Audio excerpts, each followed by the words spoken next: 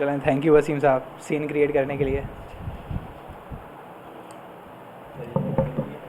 हाँ हाँ, हो जाए टेंशन कोई नहीं।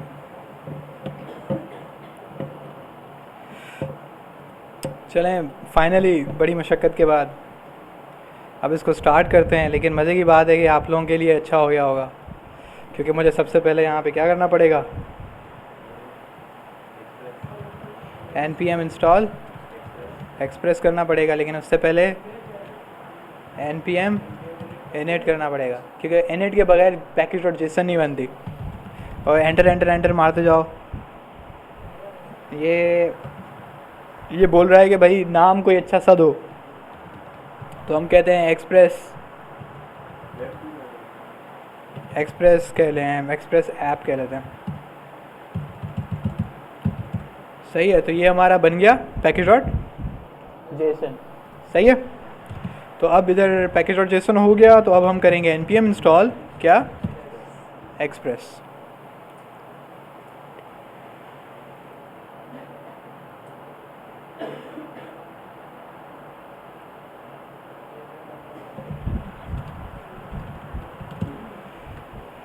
ओके, तो हमारे पास एक्सप्रेस आ चुका है। अच्छा, तो साथ में एक फरमाइश आई है कि नोट डाउन भी कर लें, तो फरमाइश आपकी बिल्कुल वाजिब है। npm install -g note down. तब तक हम क्या कर लेते हैं कि इसको स्टार्ट कर लेते हैं। क्या आपको पता है कि हम कैसे करेंगे? कांस्टेंट एक्सप्रेस, इसको थोड़ा हम ज़्यादा अंधेरा अंधेरा हो गया।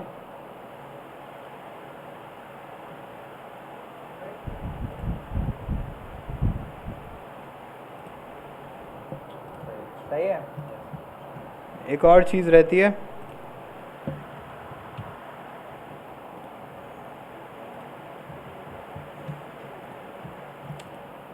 अब बेहतरीन चल रहा है। तो कांस्टेंट एक्सप्रेस कैसे होगा? रिक्वायर्ड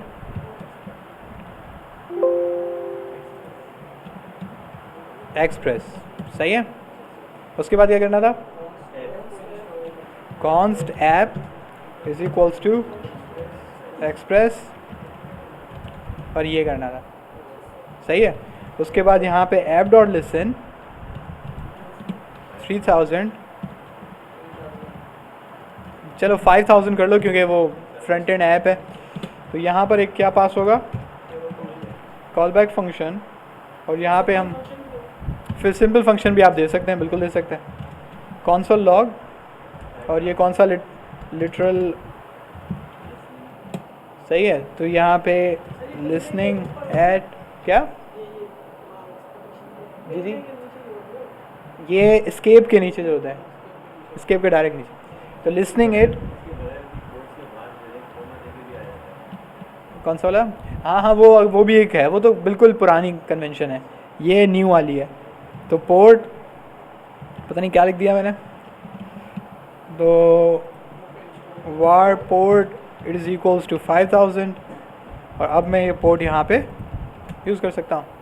ठीक है, अब अल्हम्दुलिल्लाह हमने नोडमोन किया है, तो नोडमोन को चला के देखें। उम्मीद है कि वो हमारे साथ धोखेबाजी नहीं करेगा। हाँ, ज़रूरत पड़ेगी। उसके बाद हम क्या करना चाह रहे थे, नोडमोन, और उसका नाम क्या रखा है मैंने, index.js। लगता है तुम सर्वर बना के ना तुम्हें रेडी है वो। तो लिसनिंग एड क्या आ गया, 5000। सही है, तो अब हम लोग जाते हैं, कहाँ जाते हैं हम लोग, index.js में। यहाँ पे हम लिखते हैं app.route,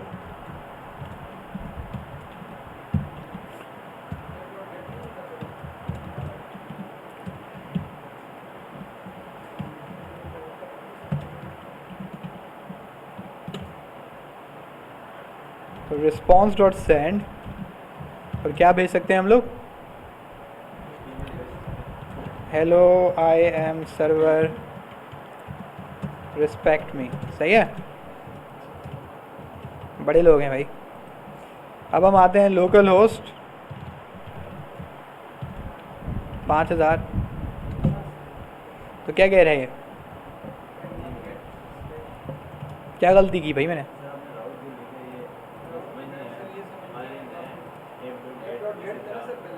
हाँ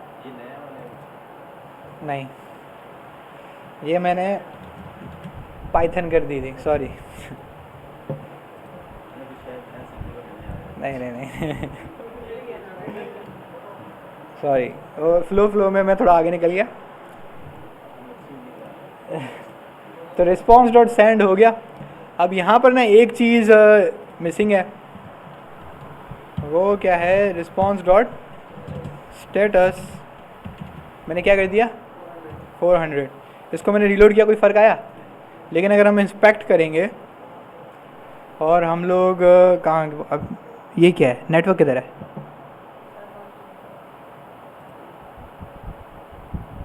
अभी अच्छा ये एज है, तभी तो इसको कोई इस्तेमाल नहीं करता। क्रोम, और क्रोम चल नहीं रहा।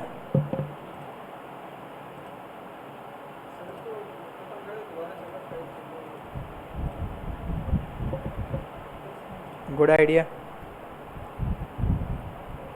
लेकिन क्रोम बोल रहा है मैं चल के नहीं दूंगा। चल गया, इंस्पेक्ट कर लेते हैं। नहीं यार, उसको खुश होने दो। अब लोकल होस्ट 5000, तो यहाँ पे लोकल होस्ट पे क्या स्टेटस कोड आ रहा है? तो ये क्या हुआ, अगर हम इसको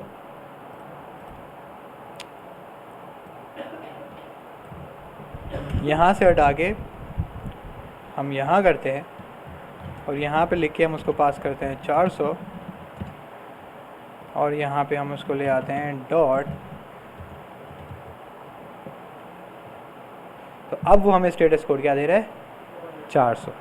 क्योंकि आपको जो स्टेटस है वो किसके साथ भेजना चाहिए, सेंड के साथ। तो उसको पहले समझ में नहीं आया कि मैं किसके लिए भेज रहा हूँ स्टेटस कोड। उसने स्टेटस कोड रख दिया यहाँ पर। बेसिकली स्टेटस कोड क्या है ये,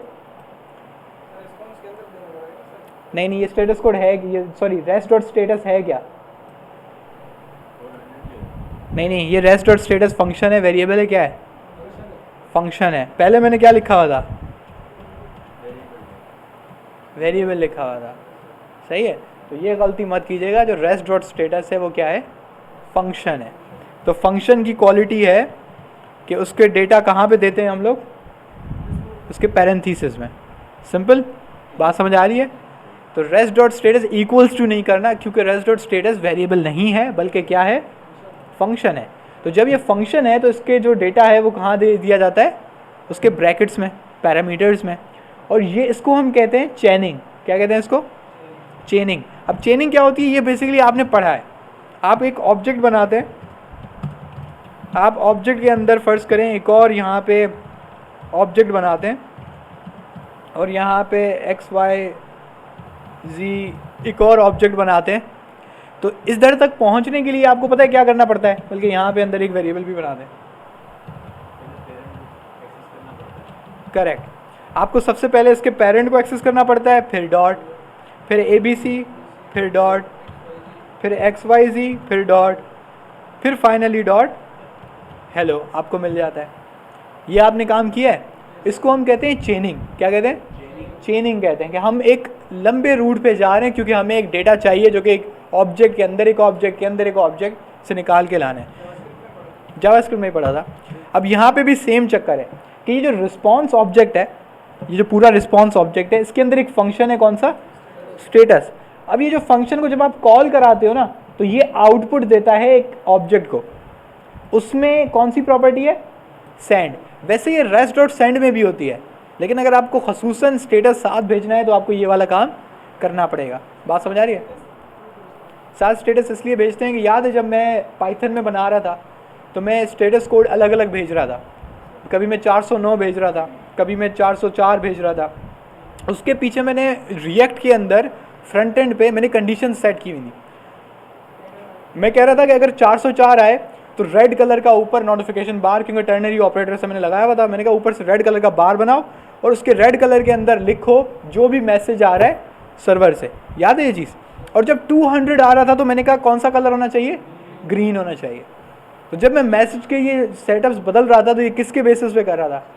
इसके स्टेटस कोड पे।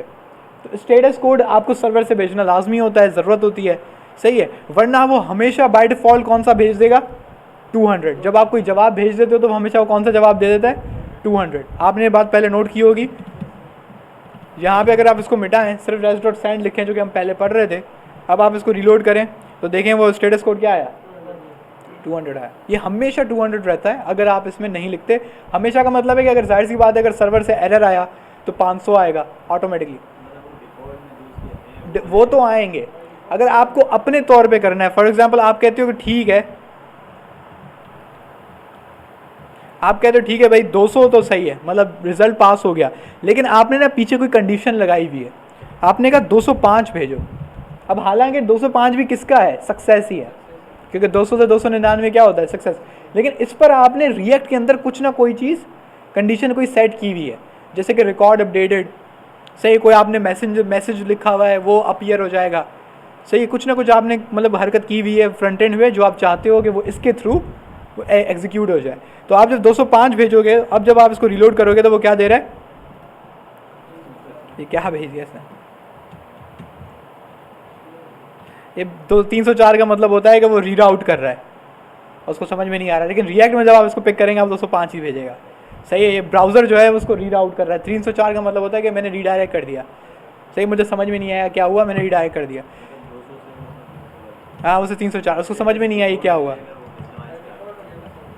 अब 300 पे हम ट्राई करते हैं, देखिए इस पर 300 उसने दे दिया, क्यों? क्योंकि 200 जो है उसको पता है, समझ आ रही है ब्राउज़र को, 205 उसको समझ में ही नहीं आई कि 205 है क्या, इस वजह से उसने उसको रीडायरेक्ट करके 304 कर दिया। 304 का बेसिक मतलब होता है कि रीडायरेक्शन, मतलब जो मेरे पास जवाब आया था ना वो मुझे समझ में नहीं आया, मैंने वो जवाब कहीं और भेज दिया। 304 का वैसे ये मतलब होता है, आप स्टेटस कोड पढ़ लीजिएगा। खैर,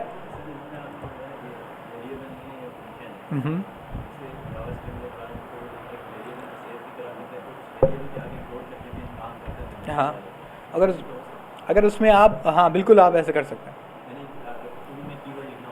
कीवर्ड में लिखना पड़ेगा। ये हम बेसिकली आप जो कह रहे हैं वो ये है कि वार माय स्टेटस इक्वल्स टू, मैं पहले ये करता था जब आप नए नए काम सीखते थे, सही है, फिर मैं कहता था कि अब माय स्टेटस करो डॉट सेंड, क्योंकि ये बच्चों को समझाने के लिए अच्छा होता है, सही है, कि रेस्ट डॉट स्टेटस देखो बेटा ये 300 आ गया, सही, जो इसका आउटपुट आएगा वो किस में सेव होगा? My status. अब जो आउटपुट आया है वो एक ऑब्जेक्ट सेव होगा बेसिकली, क्योंकि वो ऑब्जेक्ट है तो उसमें कौन सी वाली प्रॉपर्टी है? सेंड, जो कि मुझे आगे भेजनी है। ये शुरू में जब जावास्क्रिप्ट में बच्चे होते हैं ना तो उनको सिखाने के लिए तरीका होता है, लेकिन इसकी ज़रूरत कोई नहीं पड़ती, इसको आप डायरेक्टली कर सकते हो ऐसे। हाँ, अगर आपको कन्फ्यूजन हो रही है तो आप बिल्कुल कर लो, आपको कोई मना नहीं करता, हो सकता है, बिल्कुल बिल्कुल हो सकता है, सही है। तो आपने ऐप डॉट गेट पढ़ लिया, सही है, पोस्ट पढ़ा था आपने?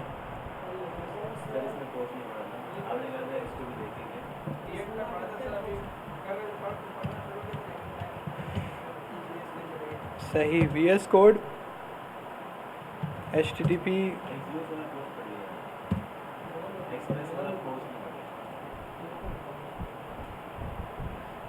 इसका नाम रेस्ट क्लाइंट है, इसकी एक्सटेंशन यूज़ कर लेते हैं, मैंने कभी ट्राई नहीं की।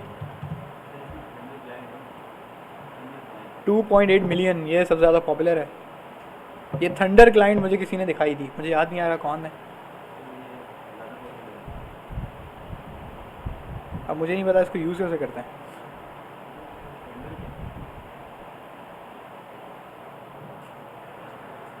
इंस्टॉल क्वेरी स्ट्रिंग्स, अरे भाई इस्तेमाल कैसे करनी है ये तो बताओ।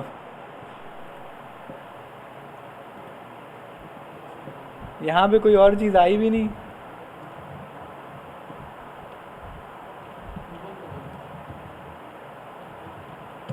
क्या नाम था उसका? रेस्ट अच्छा एक काम करते हैं, ये थंडर वाली करके देख लेते हैं यार, उसने तो मज़ा नहीं किया। हाँ ये एक बंदे ने मुझे बताई थी ये थंडर क्लाइंट। इसमें न्यू रिक्वेस्ट मुझे याद है, बिल्कुल वैसे ही याद आता है जैसे हमारे पास इंसोमनिया में आता है। अब यहाँ पे बिल्कुल वैसे ही हम लोग करके लोकल होस्ट 5000 ये हमने किया था राइट। तो कोई भी पैरामीटर मेरा कुछ भी नहीं है, हेडर ये ऑटोमेटिक भेज देता है। इसको डिलीट करना है आपकी मर्ज़ी है। मैंने सेंड दबाया, नीचे क्या आ गया, hello I am server respect मी। इसमें देखते हैं इसमें वो वाला हमारा पकड़ता है। इधर आओ। अच्छा सॉरी मैं भूल गया कि मैं दूसरे सॉफ्टवेयर पे हूँ। हाँ 300 क्या था 205 इसमें रिक्वेस्ट करके हम सेंड करते हैं। तो इसने देखें स्टेटस क्या दिखा रहे हैं 205।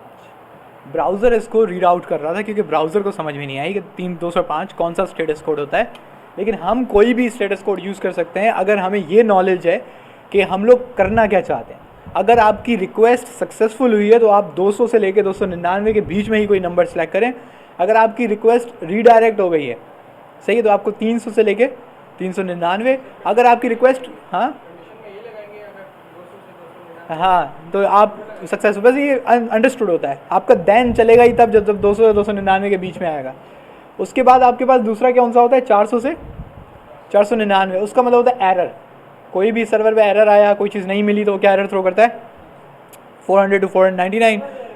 नहीं सर्वर एरर नहीं कि इंटरनल एरर के, यहाँ तो आपके पास डेटाबेस में आपका क्वेरी नहीं मिली सही है।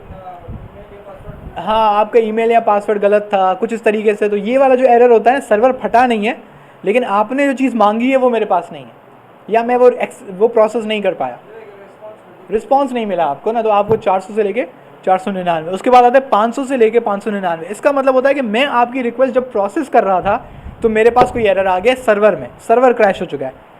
तो ये बड़ा ख़तरनाक एरर होता है 500 से लेके 599। इसका मतलब होता है आपका सर्वर ख़त्म है। तो वो ज़्यादा डेंजरस है और वो नहीं होना चाहिए। अब ज़रा मुझे पता है कि एक्सियोस में तो आप चीते हैं पोस्ट रिक्वेस्ट के, तो अब ज़रा यहाँ भी पढ़ लेते हैं एक्सप्रेस पोस्ट रिक्वेस्ट। सही है जी। तो यहाँ पर इसने सिंपल सा पोस्ट रिक्वेस्ट बनाई हुई है लेकिन आप इसको नोट करें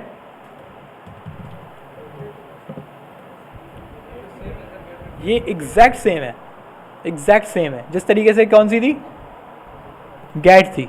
बस यहाँ पे क्या चेंज हो गया पोस्ट चेंज हो गया।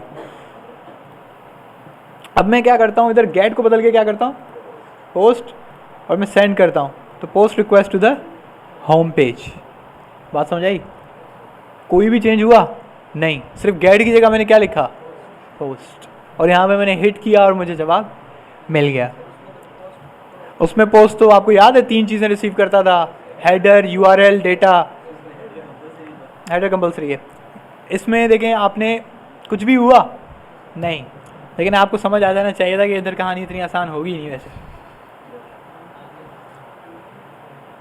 अगर आप गूगल पे जाएं और आप सर्च करें रिसीव जेसन ऑब्जेक्ट, वैसे चलें खुद कर लेते हैं। आपको वो याद है क्या बोलते हैं उसको मिडिलवेयर्स। मिडिलवेयर्स क्या करती थी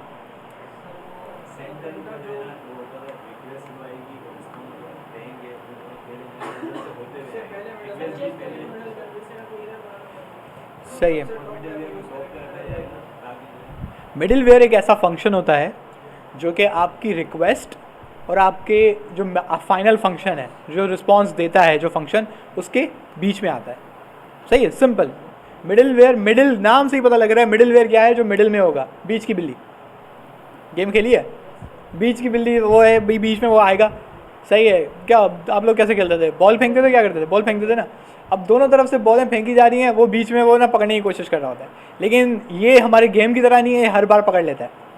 सही है। और फिर ये आगे फॉरवर्ड करता है, लेकिन अच्छा है, कहते हैं आगे ले लो।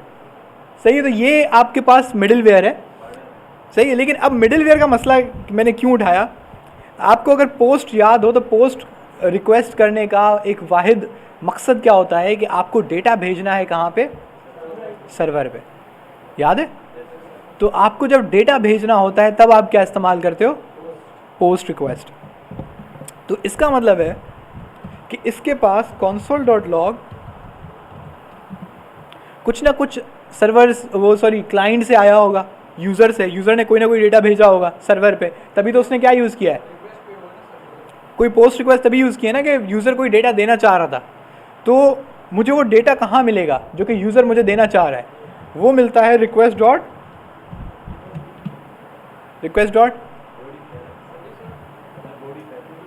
क्या,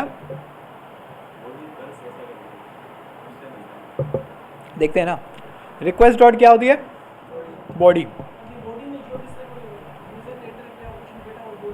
वो बॉडी में सेव होगा, लेकिन सही।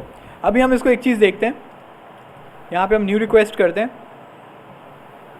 हम ऑथ में आते हैं, हम बेसिक ऑथ करते हैं और यहाँ पे हम लिखते हैं यूज़र नेम अखलाक ABC 1 2 3।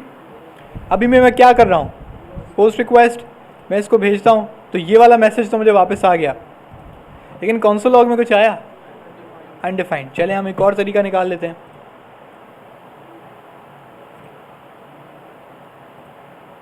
यहाँ पे बॉडी में, ये बॉडी नज़र आ रहा है आपको? यहाँ पे एक फॉर्म है, मैं फॉर्म में आता हूँ, मैं कहता हूँ नेम अखलाक और दूसरा क्या है, पास हेलो 1 2 3। अब मैंने पोस्ट किया,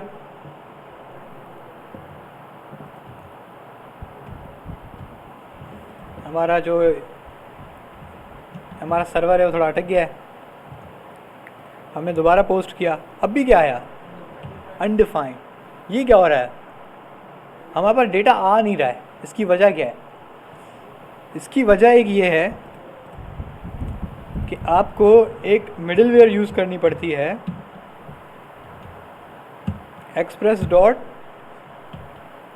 URL इनकोडेड। कौन सी? Express dot URL encoded. इसको ज़रा हम देखते हैं कि क्या हुआ है इसका। एक्सटेंडेड ट्रू ना, हाँ उसको भी देखते हैं, वो वार्निंग्स देगा।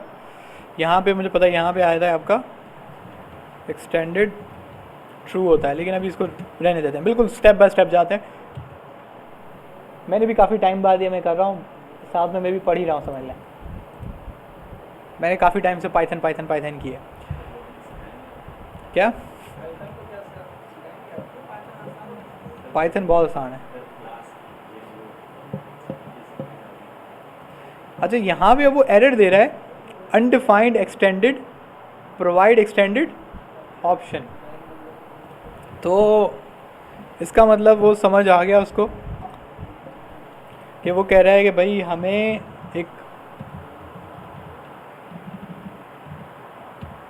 एक पैरामीटर पास करो, कौन सा? एक्सटेंडेड ट्रू करो। हमने कहा सही है जी, हम इसको सफाई करते हैं, हमने इसको क्लीन किया और हम यहाँ पे दोबारा से रिक्वेस्ट कर लेते हैं। तो अब हमारे पास लिस्टिंग एट 5000 आया, लेकिन उसके नीचे क्या आया? ऑब्जेक्ट आया, लेकिन ऑब्जेक्ट के अंदर क्या है? कुछ भी नहीं है, खाली हो। अब हम दोबारा वापस जाते हैं ऑथ पे, बेसिक ऑथेंटिकेशन हमारे पास ऑलरेडी है। कहाँ गया वो बॉडी? अब हमारे पास एक क्या है? Form encoded. अब इस पर ट्राई करके देख लेते हैं कि इसमें कुछ होता है हमारे पास। ये सारी बेसिकली क्या है, आपके पास फील्ड्स हैं जो अवेलेबल हैं किसमें? ये आपको इंसोमनिया में भी मिलती हैं, ये आपको पोस्टमैन में भी मिलती हैं, लेकिन हम देख रहे हैं कि कौन सी वाली हमारे काम की है। डायरेक्टली अगर हम जेसन पे चले जाते हैं ना तो मज़ा नहीं आता। अब हमने ये कर दिया, हम इसको भेजें। पहले क्या आया था? खाली ऑब्जेक्ट। हमारा सर्वर थोड़ा ढीला है तो हमने इसको दोबारा से रीस्टार्ट किया। हाँ पता है, वो दोबारा से कर रहा हूँ, जल्दी आएगा। सही है। अब आपके पास डेटा आ गया। अब ये क्यों हुआ और ये बाकी इन चीज़ों का क्या मतलब था? दूसरों को समझ आया हुआ क्या है? देखो यहाँ पे हमने सबसे पहले हमने एक राउट बनाया किस कौन सा ऐप डॉट पोस्ट, उसके बाद हमने कंसोल क्या कर दिया, मैंने कहा कि भाई रिक्वेस्ट की बॉडी में जो भी चीज़ आ रही है उसको क्या कर दो, कंसोल करा दो। ये बात समझ आ रही है? अब मैं क्या कर रहा हूँ कि मुझे इसको डेटा भेजना है, बात समझ आ रही है, मुझे इसको डेटा भेजना है। अब ये डेटा भेजने के लिए मुझे क्या इस्तेमाल करना पड़ेगा, दो तरीके हैं, या तो मैं इस वक्त रिएक्ट को स्टार्ट करूं, रिएक्ट का पेज, एक छोटा सा पेज बनाऊं, उसमें एक छोटा सा फॉर्म बनाऊं और उस फॉर्म में से ये डेटा भिजवा दूं। एक तरीका तो मेरा ही है, बात समझ आई। लेकिन दूसरा तरीका है कि मैं क्या चीज़ इस्तेमाल करूं, एक एक्सटेंशन इस्तेमाल कर लूं जो कि बेसिकली HTML का जो फॉर्म है ना ये उसको मिमिक करता है। मतलब आपको HTML का फॉर्म बनाने की ज़रूरत नहीं है, आप डायरेक्टली यहाँ पे टेस्ट कर लो कि भाई जब HTML का फॉर्म सबमिट पे क्लिक होगा तो क्या क्या होगा। अब ये समझते हैं कि फॉर्म क्यों नहीं चला था, सर्वर पे आएगा, सर्वर भेज नहीं रहा, सर्वर रिसीव कर रहा है, रिसीव कर रहा है, रिसीव किया उसने, रिस्पॉन्स भी दे रहा है। अब रिस्पॉन्स वो आपकी मर्जी है कि आप फ्रंट एंड पे उसको दिखाते हो नहीं दिखाते हो। नॉर्मली हम एक मैसेज भिजवाते हैं कि उसको जो आपने डेटा भेजा उसके साथ हुआ क्या। अब जैसे अगर कोई यूज़र लॉगिन हो रहा है, अब आपने ठीक है कोई एरर भेज दिया, एरर 404, अब यूज़र को समझ में नहीं आया कि हुआ क्या, मसला क्या था, सक्सेसफुली हो या फेल्ड हो, या आप उसे बताओ कि भाई आपका पासवर्ड गलत है, या ये ईमेल अगर वो साइन अप कर रहा है तो आप उसे बताओ कि ये ईमेल ऑलरेडी एग्जिस्टिंग है, आप कुछ ना कुछ उसको इन्फॉर्मेशन दोगे ना। अगर उसकी आईडी लॉगिन हो जाती है तो फिर उसको जाहिर सी बात है कोई मैसेज दिखाने की ज़रूरत नहीं है। लेकिन फिर भी आपका एक्सियोस रिसीव करता है, याद है वो एक्सियोस कुछ ना कुछ रिसीव करता है, डॉट देन तभी तो चलता है, डॉट देन में आइटम पास करते थे, याद है कुछ, तो उधर कुछ ना कुछ पास होता है, कोई ना कोई मैसेज जाता है, फिर ये आपकी मर्जी है कि उस मैसेज को आप दिखाएं या ना दिखाएं। हम नॉर्मली एक्सियोस में शुरू में जब एक्सियोस पढ़ रहे थे तो हम सिंपल उसको कंसोल लॉग करा रहे थे, अगर आपको याद हो तो। हम फ्रंट एंड में दिखाते ही नहीं थे, हम सिंपली क्या करते थे, कार्ड में हमने सिर्फ उसका मैसेजेस यूज़ किए थे, और दूसरा वो लॉगिन फॉर्म, जब लॉगिन फॉर्म बनाया था हम उसके ऊपर वो मैसेज प्रिंट आउट कराते थे। सही है। अच्छा ये समझते हैं ये फॉर्म क्यों नहीं चला, इस फॉर्म को मिटाते हैं और इसको हम थोड़ा सा सफाई करते हैं। सही है। अब क्या हुआ,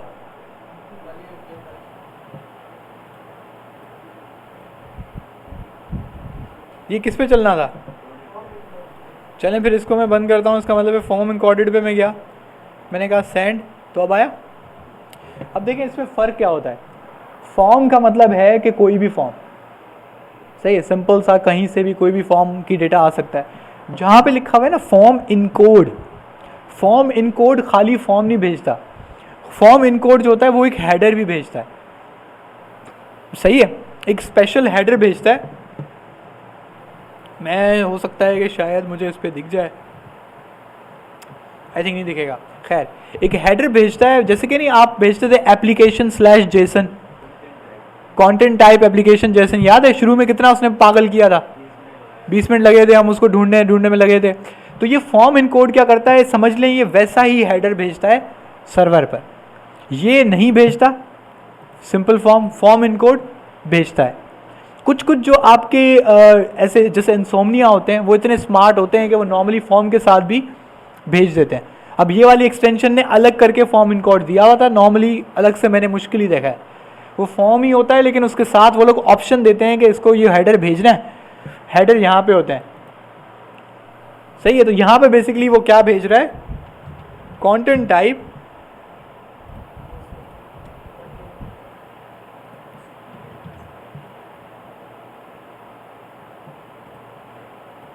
फॉर्म इनकोडेड, ये वाला जो हेडर है ना एप्लीकेशन फॉर्म इनकोडेड, ये वाली टैब ऑटोमेटिकली भेज रही है, कौन सी वाली, फॉर्म इनकोड वाली। जब ये ऑटोमेटिकली डेटा भेज रही है तो यहाँ पे आपको ये दिख गया। अब चलो ये तो समझ आया कि डेटा हम भेज कैसे रहे थे। अब जब डेटा हम रिसीव कर रहे थे तब क्या हुआ था, ज़रा इसको दोबारा देखते हैं। अच्छा हम VS कोड के अंदर ही हैं, बार बार मैं भूल जाता हूँ। तो जब मैंने पहले रिक्वेस्ट डॉट बॉडी लिखी थी तो कुछ भी नहीं हुआ था, फिर हमने एक मिडिलवेयर यूज़ की, कौन सी, एक्सप्रेस डॉट URL इनकोडेड। इसका मतलब क्या होता है एक्सप्रेस डॉट URL इनकोडेड का, कि जो आपका पोस्ट जो डेटा आता है, पोस्ट के थ्रू जो डेटा आता है, क्या वो ऊपर यूआरएल में दिखता है? नहीं दिखता। लेकिन गेट में जो भी डेटा आता है ऊपर यूआरएल में दिखता है। तो जो पोस्ट में डेटा आ रहा है वो यूआरएल के साथ छिप कर आ रहा है। तो ये हमें एक्सप्रेस को बताना है कि जो डेटा आएगा वो किस तरीके से आएगा, इनकोडेड आएगा। अगर आप डिक्शनरी में जाके इनकोडेड का मकसद देखें, इनकोडेड का मतलब होता है किसी चीज़ को छुपाना, हाइड करना, किसी चीज़ को इनकोड करना, छुपाना, डिक्रिप्ट, हाँ इनक्रिप्ट करना, डिक्रिप्ट करना। इनक्रिप्ट करने का मतलब होता है किसी चीज़ को छुपाना। इनक्रिप्ट करने का एक और मतलब होता है कि आपने कोई पासवर्ड लिखा, उस पासवर्ड को बदल दिया, आगे पीछे कर दिया, इस तरीके से कि कोई अगर उसको पढ़े भी तो वो आपका पासवर्ड समझ ना सके, फेक बोल दे, कुछ आप इस तरीके से बोलते हैं। इतने ज़्यादा कीवर्ड निकाल दिए। आपने कभी देखा है दुकानों में ऐसा होता है, दुकान वाले क्या करते हैं कि वो अपनी प्रोडक्ट के ऊपर ना इतना बड़ा सा एक नंबर लिख देते हैं, सही है, मार्कर से ही, वो 5-6 डिजिट का नंबर होता है, उसमें एक्स वाई भी कहीं कहीं कोई दुकान वाले ज़्यादा क्रिएटिव होते हैं, वो एक्स वाई भी लगा देते हैं, ABCD भी लगी हुई होती है। तो आप जब उसको देखते हो आपको लगता है यार ये कोई उनका सीरियल नंबर होगा, कुछ होगा, लेकिन ये उनका ना इनकोडिंग होती है। कहाँ तक बार्गेनिंग करनी है उनको। अब हर प्रोडक्ट की प्राइस याद थोड़ी रहती है, हर जो उनका जो मुलाजिम है उसको थोड़ी पता है कि इसकी प्राइस क्या है। तो ये वाली जो इनकोडिंग है ये उसको सिखा देते हैं, उस दिन लिख देते हैं उसके ऊपर। अब लिखा हुआ है A5, उससे लिखा है A5। अब वो समझ जाता है कि A5 का मतलब है कि भाई इसको 500 से नीचे नहीं बेचना है। हम 500 से नीचे गया तो हमें लॉस है। फिर वो आगे अगर शुरू पहली प्राइस अगर 800 बोलता है तो अब वो बार्गेनिंग करेगा कि 700 नहीं फिर 650, वो कोशिश करेगा कि 500 से पीछे ना हो। ये होती है इनकोडिंग। अब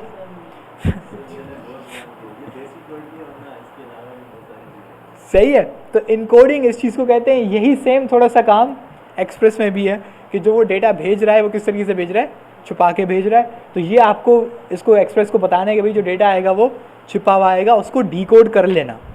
तो आप क्या इस्तेमाल करते हो, एक्सप्रेस डॉट URL इनकोडेड। और ये फंक्शन किसके अंदर होता है, मिडिलवेयर के अंदर होता है। सही है, अगेन सबसे टॉप पे करते हैं क्योंकि मिडिलवेयर का मैंने बताया था हमेशा सबसे टॉप पे करते। लेकिन एक और चीज़ है कि अगर आपको ये याद नहीं रहता, टेंशन लेने की ज़रूरत नहीं है, ये फाइल कहीं ना कहीं पे हम रख देंगे, आपको इसको उठा के सिर्फ छापना है। आपको याद ये रखना है कि जब भी पोस्ट रिक्वेस्ट इस्तेमाल होगी और पोस्ट रिक्वेस्ट डेटा उठाना है तो ये वाली लाइन लाजमी लिखनी है। एक और मिडिलवेयर है जो हम लिखते हैं, बल्कि नहीं पहले देखते हैं होता है कि नहीं, क्योंकि एक तो वर्जन का भी डिफरेंस होता है। जब हमारे टाइम पे था तो ये नहीं होता था, अब अगर हो गया तो मुझे मत कहिएगा, हो सकता है नोड का वर्जन अभी 18 चल रहा है, जब मैं पढ़ता था वो 11 था, नोड 11 हम इस्तेमाल करते थे, इस वक्त 18 है। सही है, तो हम लोग जाते हैं न्यू रिक्वेस्ट पे। अब मैं ना ये कहता हूँ मुझे फॉर्म नहीं भेजना, मुझे ये वाला फॉर्म भी नहीं भेजना जी, इसको मैंने मिटा दिया, मुझे ये वाला फॉर्म भी नहीं भेजना। अब मैं फॉर्म नहीं भेज रहा हूँ बल्कि क्या भेज रहा हूँ, जेसन रिस्पॉन्स। क्योंकि अगर आपको पता है तो हम एक्सियोस के थ्रू भी क्या भेजते हैं, जेसन भेजते हैं। याद है हमने ऑब्जेक्ट बनाया था, उसके अंदर मैंने यूज़र नेम और पासवर्ड लिखा था, डमी डेटा जो हमने बनाया था। अब जब आप जेसन लिखते हैं ना तो जेसन में यहाँ पे आपने लिखा अखलाक, लेकिन अब ये कुछ एरर दे रहा है। क्या कह रहा है, बैड स्ट्रिंग। तो आप इस पर क्या लगाओगे, कोटेशन मार्क्स। यार ये वो नहीं हो रहा, जूम इन नहीं हो रहा, आपको नज़र आ रहा है। अच्छा, अब आपको याद है कि जावास्क्रिप्ट में दोनों कन्वेंशन होती हैं जेसन की, कि आप जो की होती है, की के अंदर आप कोटेशन लगाएं ना लगाएं ये आपका मसला है। लेकिन यहाँ पे जो एक्सप्रेस है वो सॉरी ये जेसन जो जावास्क्रिप्ट के बाहर है, वहाँ पे ये वाला काम नहीं होता कि आपने की जो है बगैर कोटेशन के लिख दी।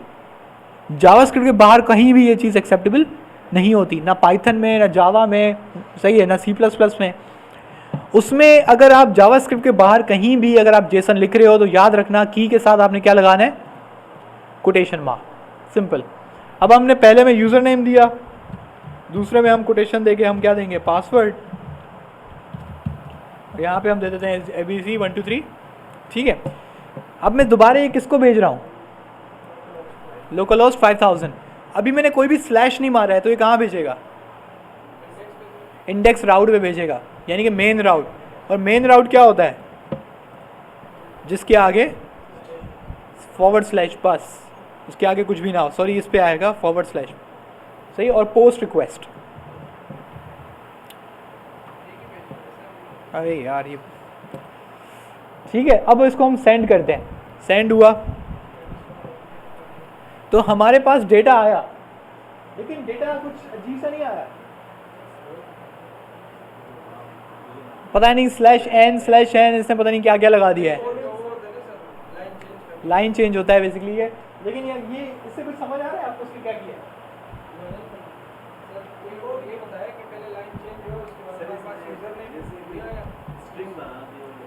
इसने ना ऑब्जेक्ट को स्ट्रिंग बना दिया है, जेसन को क्या कर दिया है, स्ट्रिंग कर दिया है। अब एक काम करके देखते हैं, जहाँ पे हमने ये काम किया था तो हम इसके नीचे ही लिखते हैं app.use express डॉट क्या जेसन, एक्सप्रेस डॉट जेसन। अब दोबारा से इधर आते हैं, इसको थोड़ा सफाई करते हैं, नोडमोन को दोबारा चलाते हैं, साफ़ सुथरा है। अब हम दोबारा यहाँ से इसी सेम रिक्वेस्ट को भेज के देखते हैं, हमने भेज दी, रिज़ल्ट आ गया 200 ओके आया। तो अब हमने देखा तो क्या हुआ, कुछ भी नहीं हुआ सही है। अब इसी की मैं बात कर रहा था कि नोड की वर्जन कुछ चेंज है तो यहाँ पे फड्डे हो सकते हैं, लेकिन नॉर्मली इसको ये दिखाना चाहिए था। एक मिनट, हो सकता है कि ये कॉन्सोल लॉग का मसला हो, ये उसका मसला ना हो, तो उसके लिए हम एक काम कर सकते हैं। हाँ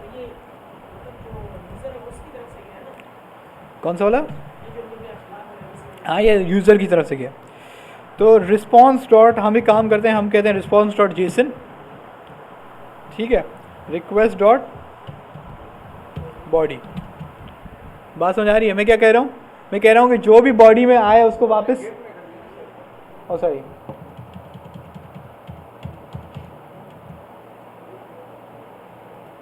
अरे इसको मिटाना नहीं चाहिए था। हमने कहा कि भाई यहाँ पे response dot JSON request dot body, मैं सिर्फ सिंपल क्या कह रहा हूँ कि जो मेरे पास डेटा आ रहा है मैं वापस भेज दे रहा हूँ और कुछ भी नहीं कर रहा, ताकि मुझे पता लगे कि भाई ये हो क्या रहा है। अब यहाँ पे आगे यार ये इधर ही है, हमारा सर्वर फिर अटक गया है।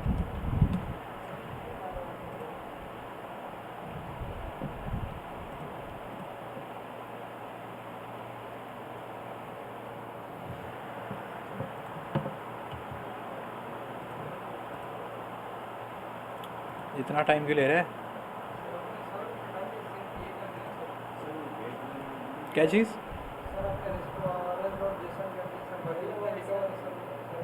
हाँ लेकिन मैंने रिक्वेस्ट डॉट बॉडी भी तो भेजी है, कंसोल की ज़रूरत ही नहीं है जब मैं रिस्पॉन्स डॉट जेसन कर रहा हूँ। नहीं उससे कोई फ़र्क नहीं पड़ता। अच्छा सॉरी ये कर दिया मैंने।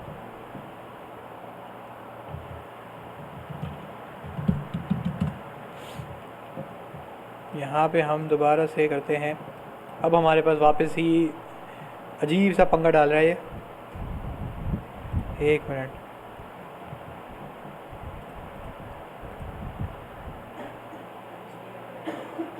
इसने आई थिंक तरीका यही है, पोस्ट, एक मिनट हम इसके डॉक्यूमेंटेशन में देख लेते हैं, जो इनका लेटेस्ट डॉक्यूमेंटेशन होगा वो लाजमी सी बात है वही दिखाएगा। Express receive Jason from post, ठीक है, इस पहले खुद ही सही हो जाएगी।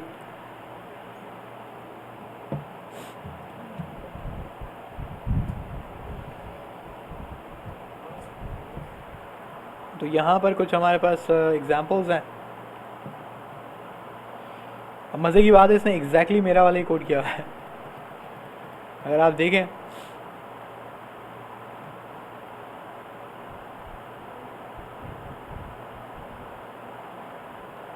अच्छा एक्सप्रेस डॉट जेसन मैंने भी तो ये किया है। अच्छा सही। एक मिनट, मुझे 1 मिनट दीजिएगा। इसको कंटेंट टाइप मैंने ये गलत दिया हुआ है, कंटेंट टाइप एप्लीकेशन जेसन जाना चाहिए। अब सही है। जब हम हाँ नहीं, वो मसला ये हुआ था, मैंने गलती से वो फॉर्म वाला जो था ना हेडर, मैंने वो लगा दिया था, तो उसको लग रहा था कि मैं क्या भेज रहा हूँ, फॉर्म भेज रहा हूँ, तो वो उसको इन्फोर्स कर रहा था। सॉरी, माय मिस्टेक, मैं भी परेशान हो गया। ये कैसे मुमकिन है? तो अब हमें लग रहा है कि नहीं, खूबसूरत सा जेसन हमें जिस तरीके से हम भेज रहे हैं वैसा ही हमें वापस मिल रहा है। अगर आप इस बॉडी में देखेंगे तो यही हमने भेजा था और यही मुझे जेसन में मिल चुका है। API बिल्कुल इस तरीके से बनती है। एक और हम लोग अभी काम करते हैं, इसको थोड़ा सा अब और दोबारा से देखते हैं। हम इसको मिटा के देखते हैं इसके बगैर वो इसको समझ पाता है। हो सकता है जो अपडेटेड वर्जन हो वो इंटेलिजेंट हो। सही, पहले तो ये फटता था, पहले तो अगर आप एक्सप्रेस डॉट जेसन नहीं करें और उसको जेसन भेजें वो वहीं पे फट जाता था कि भाई मैं रिसीव नहीं कर सकता। अब हम इसको सेंड करें तो इसने नहीं दिया, एम्प्टी दिया। सही, अब उसको समझ में नहीं आया कि मेरे पास आया क्या है। उसके लिए हमें क्या देना ज़रूरी है? मिडिलवेयर देना ज़रूरी है, और इसको बताना ज़रूरी है कि हमारे पास किस तरह का डेटा आएगा, जेसन डेटा आएगा। तो हम यहाँ पे दोबारा जाते हैं, उसको दोबारा भेजते हैं। अब हमारे पास जेसन डेटा मिलना वापस शुरू हो गया है। अच्छा, अब इसको थोड़ा समझते हैं दोबारा से और इजी तरीके से। हाँ, इसको तभी मैं कह रहा हूँ, तभी मैं आ गया है।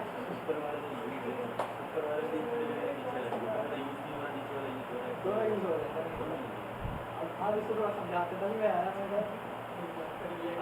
अब जो है रिलैक्स करते हैं और सुकून से समझते हैं उधर हुआ क्या है, आपके साथ हुआ क्या है।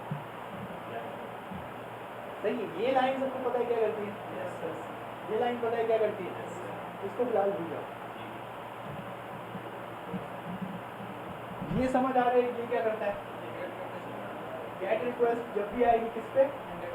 इंडेक्स राउट कहते हैं भाई, जिसको इंडेक्स राउट नहीं समझ आ रहा है, फॉरवर्ड स्लैश का मतलब होता है कि जैसे google.com इंडेक्स राउट कहलाता है, यानी कि मेन राउट कहलाता है। तो ये मेन राउट की पहचान है, ये मेन पेज। सही है, जब आप मेन पेज यानी कि google.com, facebook.com या लोकल होस्ट 5000 सिंपल लिखो तो आपको वो इधर ले आएगा। अगर इधर होता /API तो अब google.com/API। अगर इधर लिखा होता /form तो google.com/form। अब हमारा google.com हमारे पास डोमेन नहीं है, मैंने आपको सारी कहानी बताई थी कि डोमेन खरीदनी पड़ती है। तो आपके पास डोमेन नहीं है तो आप कौन सा यूज़ करते हो? Local host 5000। ये आपकी क्या है? डोमेन। समझ रहे हो? ये आपकी सब डोमेन है, लेकिन ये डोमेन सिर्फ आपकी है। कोई और कंप्यूटर में जाके लोकल 5000 देंगे तो आपका पेज नहीं मिलेगा, सर्वर नहीं चलेगा। उसकी वजह यह है कि ये जो है ये सिर्फ आपके कंप्यूटर की दी हुई डोमेन है। आपका कंप्यूटर इसको खुद देता है, लेकिन वो अवेलेबल होती है सिर्फ आपके कंप्यूटर पर। अच्छा, मैं थोड़ा तेज़ बोल रहा था, आप मुझे बता दीजिएगा भाई आप बहुत तेज आए। ठीक है जी। तो गेट की तो कहानी आसान थी। अच्छा, गेट में मैंने आज ये वाली फनकारी थोड़ी नहीं की है, लेकिन अगर इसको आप देखें तो ये वही आपका सादा सिंपल रिस्पॉन्स डॉट सेंड ही है। यहाँ पे सिंपल हम क्या कर रहे हैं कि भाई जब भी कोई इस पेज पर आए उस पर क्या दिखा दो। और गेट रिक्वेस्ट आपको पता है कि ब्राउज़र से हो सकती है, क्योंकि इसमें कोई डेटा भेजना नहीं होता, वैसे नहीं होता, जैसे ही है। अभी तक मैंने आपको पोस्ट रिक्वेस्ट पढ़ाई नहीं है। आज आप क्या पढ़ रहे हो? Post request. मैंने आज तक सब कुछ किस पे कहानी हमारी गेट पे भी, लेकिन मैंने यूजर से डेटा लिया था, याद है? मैंने कहा था कि अगर आपको ज़बरदस्ती क्या इस्तेमाल करनी है? गेट। और आप क्योंकि इसकी वजह से फ़र्क क्या होता है, जो गेट होती है ना वो हल्की होती है, वो तेज़ होती है, जो पोस्ट होती है वो थोड़ी रिक्वेस्ट भारी होती है। तो जो हल्का काम है ना उसके लिए क्या इस्तेमाल कर सकते हो? गेट। जो कि क्रूशल काम नहीं है, जैसे कि आपको पासवर्ड भेजना है, किसी का कार्ड का नंबर भेजना है, ठीक है, जो आप आपका NIC का कोई इमेज भेजनी है, सिक्योरिटी जहाँ पे इशू होता है तो लाजमी सी बात है आप क्या नहीं इस्तेमाल कर सकते गेट, क्योंकि वो डेटा सब कहाँ पे दिखता है? URL। अगर आप कहते हो भाई कोई ऐसी चीज़ है जिसमें कोई मसला नहीं होगा, जैसे कि कोई बंदा आपकी वेबसाइट पे आता है, वो प्रोडक्ट सेलेक्ट करता है एप्पल नोटबुक, अब एप्पल नोटबुक उसने सेलेक्ट किया, ये कोई पढ़ भी ले तो उसका कोई नुकसान है नहीं, तो उसके लिए पोस्ट रिक्वेस्ट करना ज़रूरी नहीं हो जाती। आप उसको कहाँ के थ्रू भेज सकते हो? Gate request. और गेट रिक्वेस्ट में डेटा भेजने के दो तरीके हैं। अच्छा, अब यहाँ पे दिमाग खराब कहाँ होता है? डेटा भेजने के तरीके। सवाल ये होता है कि डेटा कौन भेज रहा है, किसको भेज रहा है? देखिए, सर्वर पे जो बच्चे को सबसे बड़ा मसला होता है, क्यों? क्योंकि मैं भी तो बच्चा था टाइम पे, तो मुझे भी यही समझ में नहीं आता था भाई ये क्या कहाँ से आ रहा है, कहाँ से जा रहा है, क्या हो गया है, सही है। जैसे वो बेचारा वो टेंशन में बैठा है, उसको कोई समझ नहीं आ रही क्या पोस्ट टू पोस्ट क्या होगी, ऐसे ही कैसे वो अपने अलग वो क्या होता है ज़मीन पर क्या होता है, तारा ज़मीन पर वो नहीं होता, वो अपनी कहानियाँ बनाता रहता है, ये स्पेसशिप जा रही है, ये फिर अचानक से टीचर बोलती है फिर कोई हमारा नहीं मिलेगा, वो बेचारे के साथ वो चल रहा है, वो टेंशन नहीं हो जाएगा, सही है। तो कभी कभी थोड़ा मुश्किल होती है, सही जी। तो हमारे पास अब ऐसे समझते हैं कि डेटा कौन भेज रहा है, किसको भेज रहा है। पहले जब आप रिएक्ट करते थे तो आप किसके तौर पे काम करते थे, as a front end developer, सही है। फ्रंट एंड डेवलपर का काम किसके साथ है, यूजर के साथ। फ्रंट एंड वाला सिर्फ यूजर से बातें करता है, फ्रंट एंड वाला ये देखता है कि मैंने यूजर को क्या दिखाना है, फ्रंट एंड वाला ये देखता है कि यूजर अगर कोई डेटा टाइप करेगा, जो भी मैं कहूँ यूजर डेटा टाइप करेगा तो कोई ना कोई फॉर्म होगा, वेटर। हाँ, फ्रंट एंड वाला जो है वो एज अ वेटर काम करता है, वो सामने बहुत अच्छी काम करता है। तो वो यूजर के पास जाता है, यूजर के पास वो अच्छे खासे उसमें शूट पहना हुआ होता है, तो वो बोलता है सर वो भी लाइक, तो वो आपको मेन्यू वगैरह देता है, आप उसमें सिलेक्शन करते हैं। ठीक है, वो फ्रंट एंड डेवलपर जो है वो डेटा है, सही है। उसका डेटा वो किससे वो सारा कुछ डेटा इंसर्ट करवाता है, यूजर से। इसमें एक फॉर्म होता है, लेकिन वो सब किसके पास है, आपके यूजर के पास है। तो जो भी चीज़ बना रहा है वो किसके पास है, यूजर के पास है। क्योंकि आप जो वेबसाइट बनाते हो किसके पास जा रही है, यूजर के पास। और ये जो मैं बात कर रहा हूँ यूजर के पास, इसके पीछे बहुत लॉजिक है कि आपकी जो वो फ्रंट एंड डेवलपर जो वेबसाइट बनाता है वो आपके यूजर के ब्राउजर में डाउनलोड होती है, तब जाके उसको दिखती है। तो वो एक्चुअली आप उसको वो चीज़ दे रहे हो। अब आप बोलेंगे सर ऐसे तो मेरी वेबसाइट चोरी हो जाएगी, हो जाती है, मैं नहीं करता, टेंशन ही नहीं, मुझे कोई सेक्शन अच्छा लगता है मैं उठा लेता हूँ, हाँ पूरा करो। तो उसके लेकिन टेक्निक है, आपको वो डेटा पसंद आया, याहू फाइनेंस में डेटा बहुत अच्छा लगता है, सही है। याहू फाइनेंस का डेटा मैंने इतनी बार उठाया ही निकल जाएगा, सही है। याहू फाइनेंस बेसिकली क्या बताता है, आज कितने स्टॉक्स ऊपर गए, कितने स्टॉक्स नीचे गए, ये वो किसी को डेटा एक्सट्रैक्शन करता है। तो खैर याहू फाइनेंस में कोई वो नहीं दे रहा, API नहीं दे रहा। API का क्या मतलब होता है कि आप उसको बोलते हो कि भाईजान ये डेटा चाहिए, तो बोलता है अच्छा ले, ये दूसरा, हाँ ये दूसरा ही इज्जत वाला, जो दूसरा वाला होता है हम उसको बोलते हैं यार डेटा दो, अगर तुम्हें नहीं देना है मैं किसको दूंगा, जो आके मेरी वेबसाइट पे देखेगा, हम बोलते हैं हमारी नहीं। फिर हम लोग फिर उल्टे सीधे तरीके लगाते हैं, पाइथन लगाते हैं, ये करते हैं वो करते हैं, तो और उसका डेटा आपका निकाल देता है। अब ये सही है गलत है मुझे ये डेटा एनालिसिस डेटा एक्सट्रैक्शन में आता है, लेकिन इसकी कुछ चीज़ें हैं, कुछ वेबसाइट में उनकी प्राइवेसी पॉलिसी में लिखा होता है कि इस वेबसाइट को स्क्रैश करना गलत है, लीगल है, हम आपको क्लास एक्शन ले सकते हैं अगर आपने ये काम किया होता है। हाँ नहीं फिर भी वो होता है कि हम थोड़ा मुस्लिम है ना, हम तो चेंजिंग भी कर देते हैं। देखिए हम लोग ये कर देते हैं कि भाई हम लोग चलें ठीक है ना, उन्होंने जो डेटा वो दे रहे हैं वो यूज़र को दे रहे हैं ना, तो हमने एक ऑटोमेशन बॉट बना दिया, हम वो बोलते हैं भाई इंसान की बजाय कौन देख जाएगा हमारी वेबसाइट, मेरा बॉट वो एक्चुअली ब्राउजर में डेटा खोलता है, वो प्रॉपर वेबसाइट खुलता है, तो वो आपको क्योंकि वो मेरे हाथ में होता है कि मैं उस ब्राउजर का शो होना, उसमें से वो डेटा निकालना, वो मैं दिखाऊँ या ना दिखाऊँ मेरे हाथ में, एक मैं कीवर्ड चेंज करता हूँ, यस को नो कर दूँगा, वो आ जाएगा। देखिए तो ये तरीका होता है, लेकिन ये सब किसका काम है, फ्रंट एंड, जो भी आपको डेटा। अब दूसरा है बैकएंड, इनकी एग्जाम्पल को आगे लेके चलते हैं, वो है शेफ। अब शेफ ने अंदर बनियान पहनी हुई है, नीचे धोती पहनी हुई है, आपको कुछ नहीं पता, सही है, आप वो खाना मजे से खाओगे जो उसने बना के दिया, हाँ कुछ भी उसने किया है, वो पैरों से रोटी भूनी है उसने, जो किया है आपको कुछ नहीं पता, क्यों, क्योंकि खूबसूरत सा दरवाजा है, सही है, जो भी हो रहा है वो उसके पीछे हो रहा है। तो जो अभी आप नोड.js पढ़ रहे हो वो भी एग्जैक्टली इस चीज़ का प्राइम एग्जाम्पल है। अरे ये जो नोड आप जितना भी लिख रहे हो ना, ये यूजर को नहीं देखना, समझ रहे। अब नोड पे आते हैं, अब जो जानेंगे शेफ। अब शेफ के पास कौन बोलने आता है कि भाई हमें ये चीज़ चाहिए, वेटर आता है, यूजर नहीं आता, वेटर आता है। वेटर जो है वो यूजर से डेटा उठाता है, यानी कि आपका फ्रंट एंड जो है वो आपका यूजर से डेटा उठाएगा और आपका फ्रंट एंड किसके पास डेटा भेजेगा, बैक एंड, जो कि हमारे यहाँ पे शेफ, सही है। शेफ रिक्वेस्ट एक्सेप्ट करेगा, यानी कि जो वेटर रिक्वेस्ट लेकर आएगा भाई आपका यूज़र ये चाहता है, ये चिकन कढ़ाई चाहता है, वो बोलता है ठीक है जी सिंगल बर्गर चाहिए, आलू का बर्गर चाहिए, तो उसको सिंगल बर्गर चाहिए, तो वो बोलता है चल ठीक है। वो अपने है ना वहाँ पे कुछ अच्छे रेस्टोरेंट में उचित होती है, कुछ में नहीं होती, उसमें अल्लाह वास्ते काम करता है, उसको थोड़ी देर बाद रिमाइंड कराना पड़ता है भाई मेरा भी सिंगल था, फिर वो बात वेटर फिर भागता हो जाता है अरे भाई क्या करें, तो वो फिर वो बोलता है अच्छा सॉरी भूल गया, तो वो फिर दोबारा से वो आपका बर्गर बनाता है। अब देखिए बैकएंड पर डेटा लेकर कौन आया, फ्रंट एंड, सही है। आपका जो बैकएंड उसने प्रोसेस किया, यानी यहाँ पे बर्गर बनाया, और फिर वो वापस डेटा किसको भेजेगा, फ्रंट एंड को ही, वो बैटर लेके जाएगा और आपके यूजर तक पहुँचाएगा। तो यहाँ पर भी ये हो रहा है, यानी कि जो नोड है, जो आपका सर्वर है, इस पर डेटा भेज कौन रहा है, फ्रंट एंड, और ये डेटा वापस दे किसको रहा है, फ्रंट एंड। ये जो चीज़ मैं इस्तेमाल कर रहा हूँ ना, ये वाली,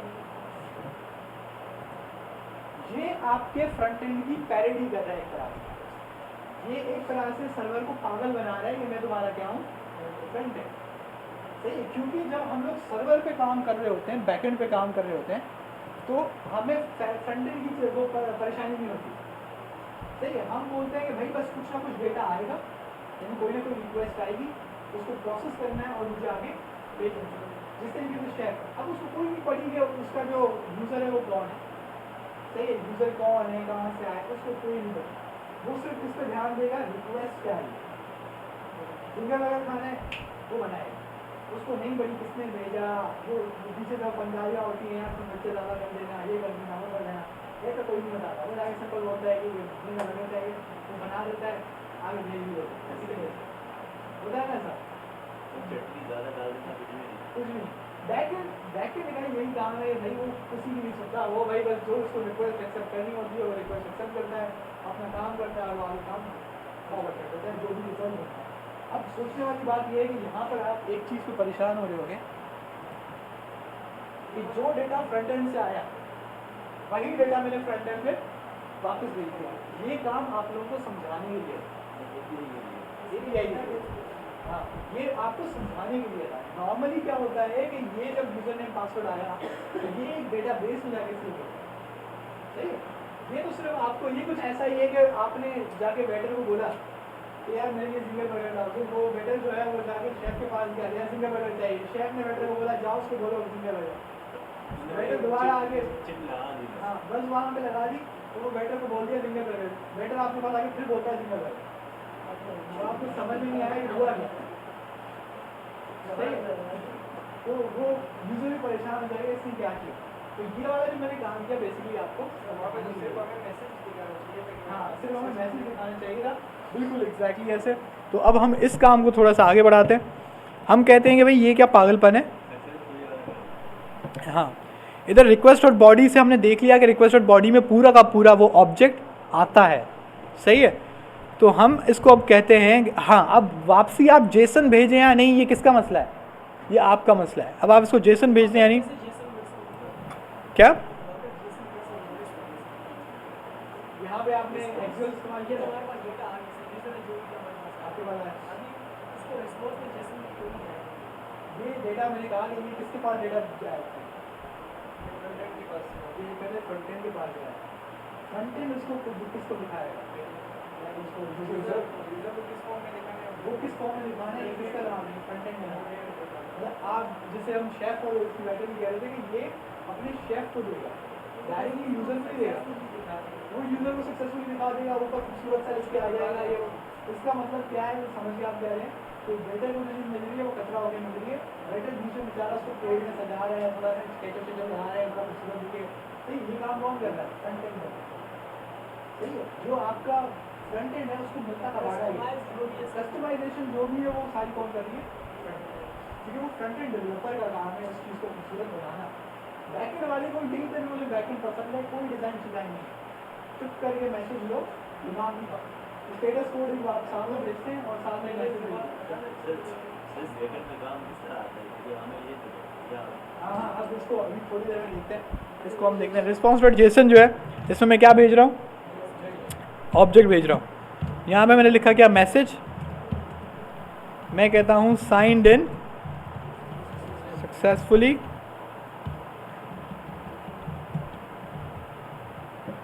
और यहाँ पे हम, यार ये फिर भूल गया। अब मैंने यूज़र नेम और पासवर्ड भेजा, अब इसको मैसेज में क्या मिल गया, साइन। इसके अलावा हम लोग ये भी कर सकते थे,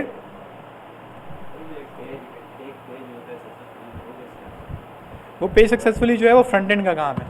अब वो फ्रंट एंड वाला उसको कैसे भी बना रहा है, ये हमारा हेडेक नहीं है। हाँ, कनेक्ट एक्सियोस के थ्रू कनेक्ट होता है। आप इसको ऐसे लें जिस तरीके से आपने पढ़ा है, तो आपको ज़्यादा समझ आएगा। आपने रिएक्ट की एप्लीकेशन में, रिएक्ट की एप्लीकेशन में एक लॉगिन का फॉर्म बनाया था।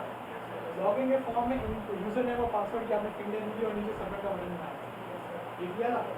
उसके बाद जब आप, मैंने कहा था कि यूज़र नेम और पासवर्ड जो है इसको एक्सट्रैक्ट करा के कहाँ लेके जाओ, जावास्क्रिप्ट में लेके जाओ। अभी हम नहीं ये काम कर रहे थे हम लोग, यूज स्टेट में उसको सेव करा रहे थे। फिर मैंने कहा execute.post में, अब execute.post में हम क्या करते थे, एक तो URL देते थे कि डेटा कहाँ जाएगा, उसमें कॉमा डाल के फिर हम डेटा देते थे। डेटा वही होता था जो कि आपके यूजर नेम और पासवर्ड के इनपुट बॉक्स में निकल के आए, और आखिर होता था हेडर। हेडर तो आपको पता है यहाँ पे जो मैंने लगाया, तो हेडर इसलिए कि वो सर्वर को पता लगे कि आ क्या है, क्योंकि बहुत अलग अलग किस्म की रिक्वेस्ट आती है, तो सर्वर को इसलिए बताना होता है कि हम क्या करें। ठीक है, तो उसके बाद जब ये काम हो गया, जब आपने सबमिट के बटन को क्लिक किया, एग्जिस्ट चला, एग्जिस्ट के बाद URL पहले से भी, एग्जिस्ट के बाद हेडर पहले से था, उसने यूज स्टेट में से यूजर नेम और पासवर्ड निकाला और वो डेटा के ऑब्जेक्ट में डाल के कहाँ भेज दिया, यहाँ पे सर्वर। अब सर्वर पर हमारे पास क्या रिसीव हुआ, यूजर नेम और पासवर्ड, दो चीज़ें रिसीव हुई। अब आपका जो सर्वर है इसने चेक किया कि क्या ये यूजर नेम पासवर्ड मेरे डेटाबेस में है, अगर है तो वो क्या भेज देगा, मैसेज साइन इन सक्सेसफुल। अब आपको याद है कि axios.post जो भी पढ़ा निकालना कुछ भी होता था, उसके बाद क्या लगता था, डॉट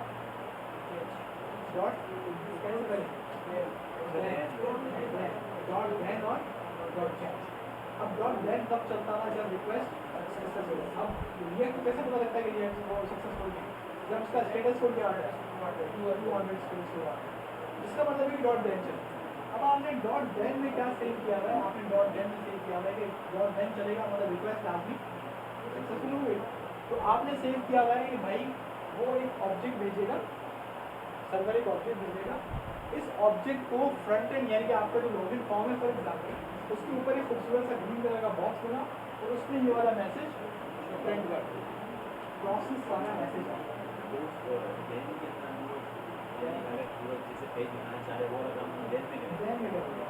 अब ये कुछ भी आप कंपोनेंट वाली बता सकते मेरी ऑपरेटिंग अगर रिटर्न की आपने टू डू ऐप बनाएंगे मतलब उसमें मैं जो भी पूरा नीचे जो है करने भी लगा हां वो अगर मैं स्पेस कर दूं अगर स्टेक जो है टू हो जाए ये दिख जाए अदरवाइज वाला पेज हां एरर हो जाएगा वरना कैश को चलेगा, तो कैश में जो मैसेज आएगा वो काम करता है। ये सारा काम लेकिन फ्रंट एंड है, सही है। हमारा काम है डेटा को रिसीव करना, उस पर जो भी काम करवाना है वो काम कराना, और फ्रंट एंड को कोई एक मैसेज सही है। अब आपने ये चीज़ पढ़ी, लेकिन आपने इसके साथ ये वाला लेना भी लाजमी है कि उसको पता लगेगा कि भाई स्टेटस कोड क्या है, सक्सेसफुल हो गया। अब आप कहते हैं कि नहीं फेलियर हुआ। याद है मैंने ये स्टेटस कोड किसके लिए इस्तेमाल किया था, 409 में इस्तेमाल किया था ऑथेंटिकेशन एरर के लिए। इसका मतलब था कि यहाँ तो आपका यूजर नेम, यहाँ आपका पासवर्ड, लेकिन इतने पे नहीं रखते, हम इसको थोड़ा अब और अच्छा बनाते हैं। अच्छा, आपने नोट किया कि ये वाला काम मैंने किस में किया था, गेट पे, लेकिन ये अब मैं किस पे कर रहा हूँ, पोस्ट पे। अब हम इसको काम करते हैं, हम कहते हैं इफ़, सही। अच्छा एक मिनट, मैं कहता हूँ कि यूज़र ऑब्जेक्ट, इसको थोड़ा हम अलग करते हैं ताकि आपको नज़र आए। यहाँ पे मैं एक वार, एक नया वेरिएबल बना रहा हूँ और मैं इसको किसके बराबर कर देता हूँ, रिक्वेस्ट डॉट बॉडी के। अब मैं कहता हूँ user object dot user name, ये बात समझ आई। यूज़र ऑब्जेक्ट के अंदर एक प्रॉपर्टी है, उसका नाम क्या है, ये बेसिकली मेरे पास आ रही है यहाँ से। नॉर्मली मैं ये करता हूँ, मैं इसको कॉपी करता हूँ यहाँ से कि ताकि कोई मसला ना हो। सही है। ये बेसिकली आपको समझ आ रही है ये ऑब्जेक्ट कहाँ से आ रहा है? फ्रंट एंड से आ रहा है, एक्सियोस से आ रहा है। एक्सियोस के अंदर जो डेटा का वेरिएबल होता था उसके अंदर सेम यही ऑब्जेक्ट होता था। तो अब जब आप एक्सियोस में ये डेटा,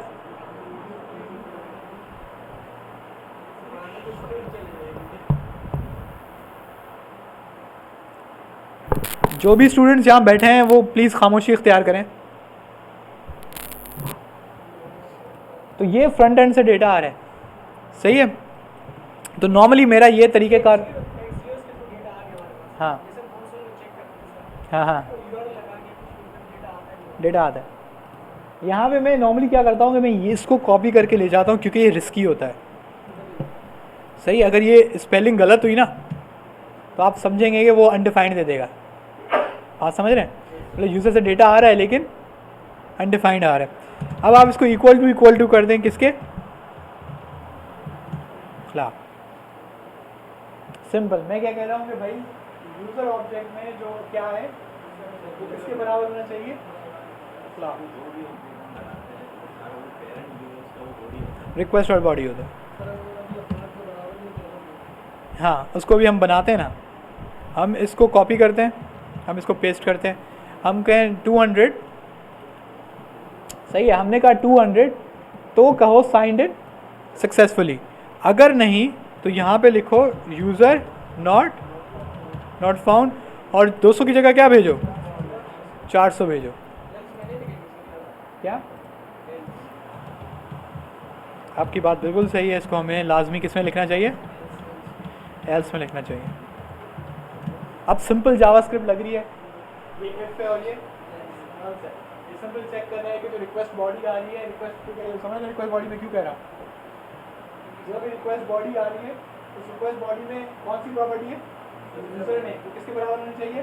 क्लास के, तो ये वाला चल जाए, एल्स ये वाला चल जाए यूजर नॉट फाउंड। बहुत सिंपल, बहुत बेसिक।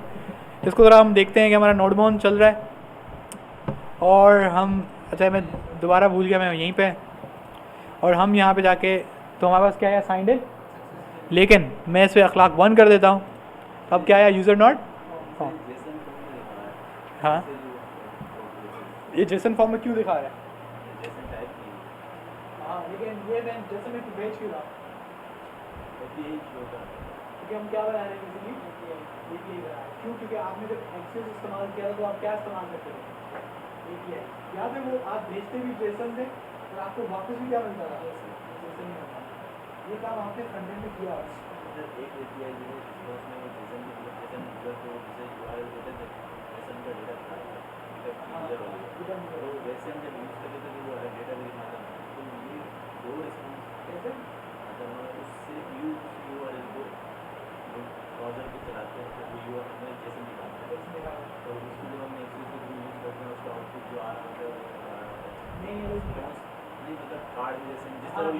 हाँ, अब मैं समझ गया। बेसिकली ब्राउज़र क्या करता है? ब्राउज़र कहता है वो रिस्पॉन्स डॉट बॉडी के अंदर, सॉरी जो आपका रिस्पॉन्स आता है उसके अंदर बॉडी के अंदर जो डेटा आता है ना उसको डायरेक्टली दिखा देता है। और जो एक्सिस आपको डेटा दिखाता है ना रिस्पॉन्स के अंदर, वो पूरे हेडर समेत होता है। एक पेरेंट ऑब्जेक्ट होता है, उस पेरेंट के अंदर मैंने याद है आपको लिखते थे रिस्पॉन्स डॉट डेटा डॉट कुछ करके होता था, डॉट डेटा लगाना लाजमी होता था क्योंकि सारा जो मैसेज वगैरह ये आते थे किसके अंदर आते थे? डेटा के अंदर। आप देखिएगा जो हमने पहले काम किया हुआ है एक्सेस में, ये होगा रेस RES या response dot data dot message. उसकी वजह क्या है कि जब एक्सेस है वो पूरा का पूरा ऑब्जेक्ट पकड़ता है, तो सर्वर से पूरा का पूरा ऑब्जेक्ट आता है। जो ब्राउज़र है वो बेसिकली जो सिर्फ रिस्पॉन्स डॉट डेटा है उसको शो करा देता है। वो बाकी चीज़ें भी शो कराता है लेकिन वो कंसोल में नेटवर्क टैब पे शो करा देता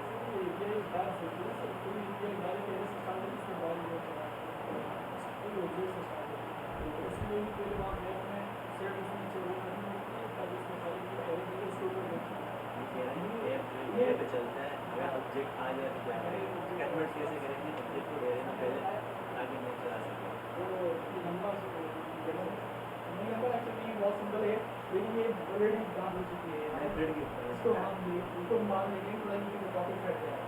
है तो वो बेसिकली वो कह रहे थे कि अगर जो हमारे पास रिस्पॉन्स आ रहा है कभी कभी हमारे पास एरे आ सकते हैं, जैसे कि हमारे ये टिपिकल केस था गेटअप, डेटा में हमारे पास क्या रिटर्न करता था, एक एरे करता था, हर एरे के अंदर हर एलिमेंट क्या होता था, एक और ऑब्जेक्ट होता था जिसके अंदर सारे यूजर का डेटा होता था, तो उस पर मैप चलाना थोड़ा आसान है। अब कभी कभी कुछ APIs होती हैं वो डायरेक्टली क्या भेज देती हैं, ऑब्जेक्ट भेज देती है। अब ऑब्जेक्ट भेज दिया तो मसला हो गया, क्योंकि आपका कोड अब उस पर मैप नहीं चला पाएगा। तो हम लोगों ने इसका हल निकाला था, हमने क्या किया था कि हमने कीज़ की पहले एक एरे बना दिया, हमने कहा रिएक्ट नहीं किया था, तो हमने जो आपका ऑब्जेक्ट होता है उसकी कीज़ होती है, हम उसको क्या निकाल देते हैं, उसकी कीज़ का एक एरे बना देते हैं, उस कीज़ की एरे बन जाती है, फिर उसके ऊपर हम लोग लूप चला देते हैं। लूप चलाने के बाद हम क्या करते हैं, क्योंकि अब हमारे पास लूप हमने चलाया डॉट मैप के थ्रू लाजमी चलाया, और उसको हमने जो चला या फॉर ईच के थ्रू, तो अब आप क्या कर सकते हैं कि आपके पास एरे का नाम पता है, तो एरे की की पता है, तो जब आपने एरे और एरे की को सामने लगाया तो उसकी क्या रिटर्न आती है, क्या लूप से करा लें आप, फॉर ईच से करा लें, ऐसा करता था। लेकिन मेन पहला स्टेप होता था कि उसकी कीज़ की बनानी पड़ती थी एरे, पहला स्टेप। तो ये काम हम पहले कर चुके हैं, लेकिन अभी ये ज़्यादा इम्पोर्टेंट नहीं है। अभी आप समझ रहे हैं कि आपने क्या बना लिया है, क्या पासवर्ड के लिए भी यही करना है, लेकिन आप समझ रहे हैं कि आपने बना क्या लिया है, आपने एक सिंपल ऑथेंटिकेशन सिस्टम बना लिया। क्या उसमें एरे, अभी हम मल्टीपल यूजर्स पे नहीं जा रहे, जब हम वो करेंगे जब हम लोग डेटाबेस में जाएंगे। एल्स में मुझे याद नहीं है, 400 दिया है, यूज़र नॉट फाइंड होता है तो 409 देता हूँ मैं, मेरी मर्जी है, वैसे 403 भी दे सकता हूँ, एक ही बात है, क्योंकि वो एरर एक ही देगा। अब देखें एक्सियोस को जब स्टेटस कोड 200 मिलेगा तो वो क्या चलाएगा, वो देन चलाएगा, ये बात समझ आ रही है। एक्सियोस को जब 400 मिलेगा या 409 मिलेगा, जो 400 की रेंज है, तो वो क्या चलाएगा, तो कैच चलाएगा। अब यहाँ से अब आप फ्रंट एंड में अब आप समझ आ गया कि भाई मैसेज जो दिखाना है वो लाल दिखाना है, मर्जी है आप अपनी तरफ से कुछ भी दिखा सकते हैं।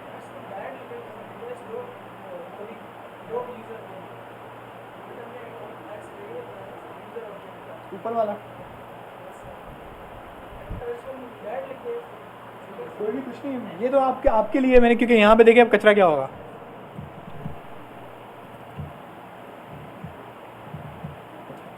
इधर बेसिकली ये कचरा होता है, request dot body dot user name. इसी तरीके से अब और क्या होगा, एंड कहाँ पे बेसिकली, हाँ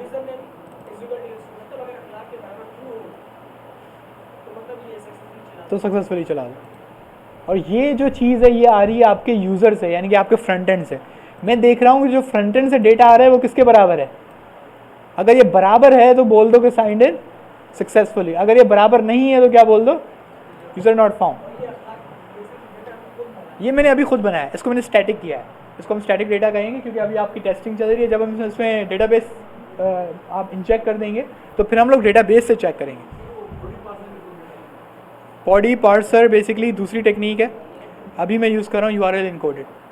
सही, आप बॉडी पार्सर यूज़ कर सकते हैं, वो थोड़ा वो एक्सटेंशन वो देता है, वार्निंग देता है कि बॉडी पार्सर इज़ डेप्रिकेटेड और कुछ इस तरीके से। हाँ, ऊपर से उसको इंपोर्ट भी कराना पड़ता है, इंस्टॉल भी करना पड़ता है, तो मुझे ये वाली टेक्निक ज़्यादा पसंद है। सेम काम करती है और इसमें कोई चीज़ इंपोर्ट नहीं करानी पड़ती, जस्ट आपको पहले URL इनकोडेड, मैंने आपको इसका मतलब भी समझाया कि URL इनकोडेड क्या इनेबल करती है कि जो भी पोस्ट के थ्रू डेटा छुप के आ रहा है उसको ये डिकोड कर देती है, पहला चीज़। दूसरी चीज़, अगर जेसन आ रही है तो वो ये वाली लाइन उसको रीड कर लेती है। अगर आप ये लाइन नहीं लगाएंगे तो आपके पास जेसन आ रही होगी, वो आपको शो नहीं होती, एम्प्टी आता है, लाजमी लगाना है। तो अगर आप API बना रहे हैं ना, एक थंब रूल याद रख लें, अगर आप API बना रहे हैं तो ये दो लाइनें लाजमी आएंगी, बात समझ रहे हैं, क्योंकि लाजमी सी बात है, आप पोस्ट के थ्रू कुछ ना कुछ डेटा भेजोगे। अब पोस्ट के थ्रू कोई ना कोई डेटा आ रहा है तो कौन सी लाइन ज़रूरी है, ये वाली। और आप जेसन, रेस्ट API है, API है तो जेसन ही आएगा जाएगा, तो जब जेसन है तो क्या होना चाहिए, ये वाली मिडिल वेयर होनी चाहिए। सही है, तो इसको आप थंब रूल के थ्रू भी आप सोच सकते हैं यार ये थंब रूल हमें यही करना है, लाजमी है। इसके अलावा एक और टेक्निक है जो वो लोग बात कर रहे हैं, उसको बॉडी पार्सर कहते हैं, वो बेसिकली इसकी रिप्लेसमेंट है। सही, जो कि हम इसके बदले पहले यूज़ करते थे। अब जो एक्सप्रेस के जो न्यूअर वर्जन हैं वो इसको अपने नेटिवली आपको ये फंक्शन दे देता है, पहले ये नहीं देता था। तो हम लोग एक बॉडी पार्सर, एक लाइब्रेरी है, वो इस्तेमाल करते थे, जो कि बेसिकली पोस्ट रिक्वेस्ट का जो डेटा है उसको डिकोड करती थी।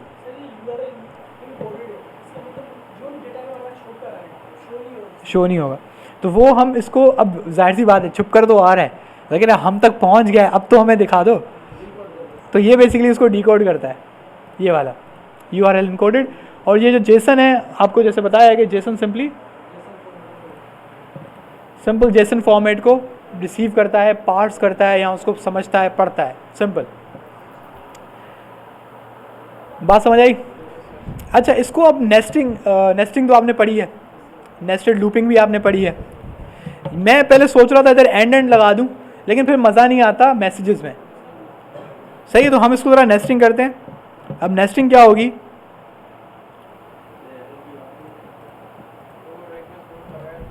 यहाँ पे हम लोग अंदर जाके हम लोग एक और क्या बना लेते हैं, एक और इफ एल्स। सही है जी। तो हम क्या कहते हैं, हम कहते हैं कि भाई ये पूरी लाइन कॉपी करते हैं। अच्छा, अब इसका काम नहीं रहा क्योंकि हम डायरेक्टली रिक्वेस्ट डॉट बॉडी इस्तेमाल कर रहे हैं। तो रिक्वेस्ट डॉट बॉडी क्या चीज़ है, पासवर्ड। मैं कह रहा हूँ पासवर्ड क्या आना चाहिए, ABC 1 2 3। अगर ये इसके बराबर है तो ये वाला मैसेज भेज दो। अगर ये इसके बराबर नहीं है तो क्या भेज दो,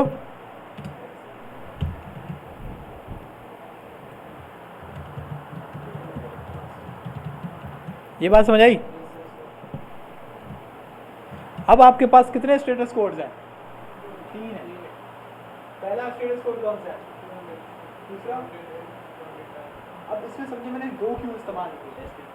पहले हम लोग समझते हैं कि हमने 2 स्टेटस कोड क्यों इस्तेमाल किए, इससे फ़ायदा क्या होगा। जब 400 मिला तो एक्सियोस क्या चलाएगा, कैच चलाएगा। जब स्टेटस कोड नंबर 400 की रेंज में मिला तो एक्सियोस अल्टीमेटली क्या चला देगा, कैच। लेकिन अब प्रॉब्लम यह है कि वही वाली बात, आप ये भी देखना चाहते थे कि मुझे मैसेज क्या दिखाना है। सही, हो सकता है जो फ्रंट एंड वाला है वो कहेगा भाई मुझे तुम्हारा मैसेज नहीं दिखाना, तो मैं अजीब सा लिखा हुआ है, मैंने ये नहीं दिखाना। मैंने खुद डिसाइड करना है कि मैंने क्या दिखाना है और कैसे दिखाना है, ये मेरा मसला है, तुम नहीं दे। तो मैं बोलूँगा कि ठीक है भाई, तुम मेरा स्टेटस कोड देख लेना, अगर 408 आया तो उसका मतलब क्या है, तुम्हारा पासवर्ड गलत। अब उस पासवर्ड गलत होने को वो कैसे यूज़र को शो कराता है कि अब उसका मसला है, वो बस क्या चेक करेगा, स्टेटस कोड 408। उसके बाद क्यों ये मैं क्यों अलग अलग स्टेटस कोड दे रहा हूँ, क्योंकि दोनों केसेस में उसका कौन सा डॉट क्या चलेगा, कैच चलेगा। अब वो 2 कंडीशंस, एक अगर मैं उसको स्टेटस कोड नहीं देता हूँ, दोनों में 400 जाता है तो उसको समझ में नहीं आएगा और उसको मजबूरन मेरा वाला मैसेज यूज़र को दिखाना पड़ेगा। अब उसको कोई भी चीज़ कंडीशन लगाने के लिए मैं नहीं दे रहा, सही है। और वो ये रिस्क नहीं ले सकता कि अगर इनकरेक्ट पासवर्ड मैसेज जो है इनकरेक्ट पासवर्ड के इक्वल है तो मेरा मतलब समझ गया कि इनकरेक्ट पासवर्ड आया, सही है। ये वो कि अगर नेम में गलत है या पासवर्ड गलत ऊपर वाला चलेगा, जब दोनों गलत है। लेकिन हाँ, लेकिन अभी इसको समझते हैं, ऐसा हम करते हैं, उसको हम ये एक्सेस देते हैं कि भाई 408 में तुम्हें दे रहा हूँ इनकरेक्ट पासवर्ड के लिए, 409 में तुम्हें दे रहा हूँ यूज़र नॉट फाउंड के लिए। अब इस तरह इफ एल्स कंडीशन को ज़रा समझे, सिंपल जावास्क्रिप्ट है। कि सबसे पहले वो क्या चेक करा, यूज़र नेम। अगर यूज़र नेम आया तो वो आगे बढ़ेगा, यानी अगर यूज़र नेम हमारा सही हुआ तो वो आगे बढ़ेगा, वरना डायरेक्टली एल्स चल जाएगा, क्या आ जाएगा, यूज़र नॉट फाउंड। सेंस बनाता है, तो सबसे पहले वो क्या यूज़ कर रहा है, यूज़र नेम। उसके बाद फर्ज करेंगे ये इक्वल हो गया, मतलब ये यूज़र नेम उसका सही आया। उसके बाद वो क्या चेक कर रहा है, पासवर्ड। पासवर्ड क्या होना चाहिए, अगर ये पासवर्ड नहीं है तो क्या चल जाएगा, सही है। क्यों मेरे कोड को कैसे पता लगा, क्योंकि मैं पहले वाले इसके अंदर आ चुका था, मतलब यूज़र तो सही है, लेकिन वो कहाँ ब्रेक कर गया, यहाँ पे। तो मुझे पता लग गया कि क्या मसला हुआ है, इनकरेक्ट पासवर्ड। यहाँ फिर ये आपका फाइनली अगर दोनों चीज़ें सही हो गई तो साइंड इज। ये आपका बिल्कुल बेसिक ऑथेंटिकेशन सिस्टम है। ऑथेंटिकेशन सिस्टम किसको कहते हैं, लॉगिन। सही, ये लॉगिन साइन अप का सिर्फ लॉगिन सिस्टम है। एक बहुत बेसिक, एक बहुत सिंपल क्या चीज़ है ये, ऑथ, AUTH कहते हैं, ऑथ कहते हैं हम लोग लॉगिन साइनअप की पूरी फंक्शनैलिटी। सही है, ये वाला काम आपने सिंपली लॉगिन के लिए करना है। अब आपको ये बात पता है कि जब मैंने लास्ट टाइम आपको एक्सियो से कराया था तो मैंने सर्वर अपना दिया, उस सर्वर के अंदर भी यही काम हुआ है, सिर्फ इसमें हुआ हो पाइथन में, कंडीशन सेम थी, सब कुछ सेम था, सिंपल। ठीक है, तो अभी ये तो चलो इतना है। ये अब रेस्ट और स्टेटस ये वो आपको क्यों दिख रहे हैं, क्योंकि ये क्या हो रहा है, अब इसको ज़रा टेस्ट भी कर लेते हैं, बातें बहुत कर ली। इसको हम पहले हाँ कौन सा वाला, ये हाँ देखें, ये अब क्या है कि अभी आप किसके अंदर हैं, ये फाइल कौन सी है, JS की फाइल है, जावास्क्रिप्ट की फाइल। जब आप जावास्क्रिप्ट में हैं तो आप ये काम कर सकते हैं। अब जो रिस्पॉन्स जो मतलब जैसे रिस्पॉन्स जो जेसन है ना, उसके अंदर हम बेसिक जेसन भेजते हैं, अगर सिर्फ हम स्टैंड एक्सेसिबली सिर्फ ये स्ट्रिंग भेजते हैं जा सकता है, चला जाएगा। लेकिन प्रॉब्लम ये होगी कि वो एक्सपेक्ट करेगा, जो आपका एक्सियोस है वो एक्सपेक्ट करेगा कि मेरे पास क्या रिसीव होगा, जेसन रिसीव होगा। तो आपको हमेशा यही वाला काम करना है। तो ये क्योंकि आप क्या बना रहे हैं basically, rest API। Rest API का सिंपल मतलब क्या है कि डेटा आएगा और जाएगा किसमें, जेसन में। सही है, सिंपल, इसको आप ऐसे समझ लें। अब हम इसमें दोबारा वापस आते हैं। अब मैंने यहाँ पे सबसे पहले समझेंगे, मैंने यूज़र नेम बिगाड़ दिया, ठीक है। अब मैंने भेजा तो वो मुझे उसने क्या वापस किया, यूज़र नॉट फाउंड। अब मैं ज़रा अपना यूज़र सही करता हूँ, मैं अपना यूज़र सही करता हूँ लेकिन पासवर्ड बिगाड़ देता हूँ। तो अब मैंने भेजा ये, तो वो क्या कह रहा है, इनकरेक्ट पासवर्ड, और ऊपर स्टेटस कोड क्या दे रहा है, 408, और पहले क्या स्टेटस कोड था, 409। अब दोनों को सही कर लेते हैं, तो स्टेटस कोड क्या है और क्या आ गया, साइंड इन सक्सेसफुल। बात समझ आ रही है?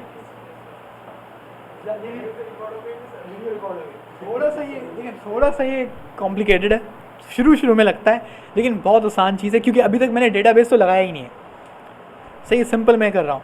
एक काम कीजिएगा, कल की क्लास से पहले, वैसे ही बच्चे थोड़े, अब तो नाम से मुझे याद आ गया, आ जाएगा। यहाँ पे मैं किसके थ्रू इक्वल करवा रहा हूँ, ये मैं किसके थ्रू इक्वल करवा रहा हूँ, सिंपल एक स्टैटिक एक यूज़र नेम पे। मैं चाहता हूँ कि आप यहाँ पर एक यूज़र नेम्स का एक ऑब्जेक्ट बनाएं, सॉरी ऑब्जेक्ट ना बनाएं, पहले आप बनाएं यूज़र्स।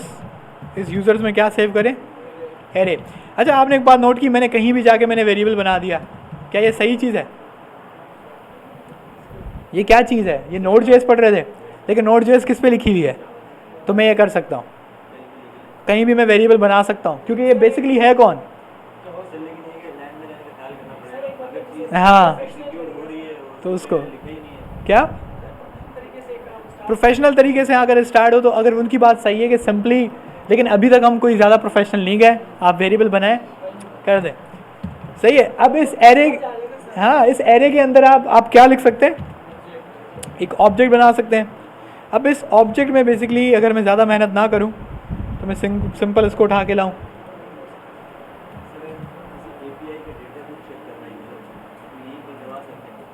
API का डेटा, आप यहाँ से चेक करा सकते हैं, आप इधर से। अब देखिए, ये मेरा पहला यूज़र है, इंडेक्स का पहली आईडी है, ये मेरा पहला यूज़र है। अब मैं क्या करता हूँ कि मैं इधर आइटम नंबर सेकंड बनाता हूँ, मैंने ये 1122 कर दिया। अब ये मेरा कौन सा यूज़र नेम है, सेकंड, दूसरे इंडेक्स पर है। अब मैं चाह रहा हूँ कि आप ये करें, अब आप इक्वल टू अखलाक ना करें, बल्कि आप इस एरे में चेक करें कि क्या इस पूरी एरे में ये वाला यूज़र नेम जो यूज़र ने भेजा है, क्या ये एग्जिस्ट करता है। एरे का सिर्फ नाम दोगे, कैसे होगा भाई, क्या करें?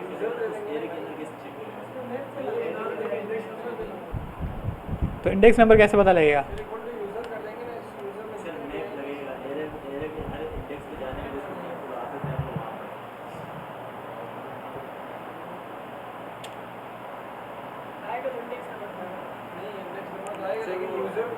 इंडेक्स नंबर आपको पता कैसे चलेगा?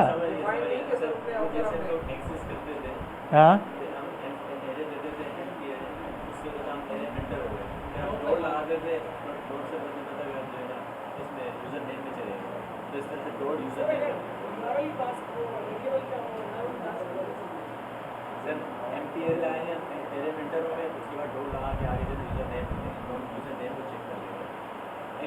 नहीं तो आपको पता कैसे चलेगा कि यूज उस एरे के कौन से एलिमेंट पे भाई? हाँ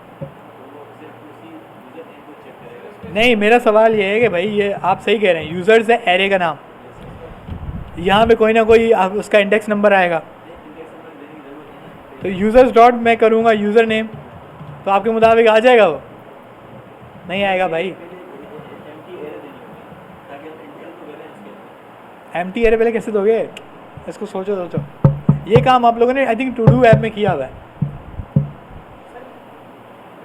टू डू ऐप में आपने ये काम किया हुआ है। करना क्या है, दोबारा से समझाता हूँ। करना ये है क्या, करना ये है, आपके पास यूज़र आपको क्या भेजेगा? यूज़र नेम और अब आपके डेटाबेस में, ये आपका डेटाबेस है, सिंपल एक वेरिएबल है जो क्या है, एरे है। इसका मतलब है कि आपके पास एक डेटाबेस है जो कि इस वक्त हमारे पास वो एक वेरिएबल है जिसके जो कि एरे है। अब इस एरे में 100, 200, 3000, 5000, 10,000 यूज़र, और हर यूज़र का डेटा एक किसके अंदर है, ऑब्जेक्ट के अंदर। मैं कह रहा हूँ कि मैं आया, मैंने आपका वेब पेज खोला, मैंने आपके वेब पेज पे लिखा अपना यूज़र नेम, पासवर्ड लिखा ABC123, मैंने क्लिक किया सबमिट को। अब मुझे पता है कि जो आपका रिएक्ट की एप्लीकेशन है उसने एक्सियोस में यूज़र नेम पासवर्ड उठाया और वो मेरे सर्वर पे भेज दिया। अब मेरे सर्वर पे यूज़र नेम और पासवर्ड वो आया जो मैंने उसको भेजा। अब आपने चेक करना है कि इस पूरी जो आपकी यूज़र्स की एरे है उसमें ये यूज़र नेम या ये पासवर्ड जो मैंने आपको बताया है क्या ये है या नहीं। मतलब काम यही करना है, काम यही करना है। लेकिन यहाँ पे तो कहानी आसान थी, सिर्फ किसके बराबर था, लेकिन वहाँ पे अब मसला क्या है,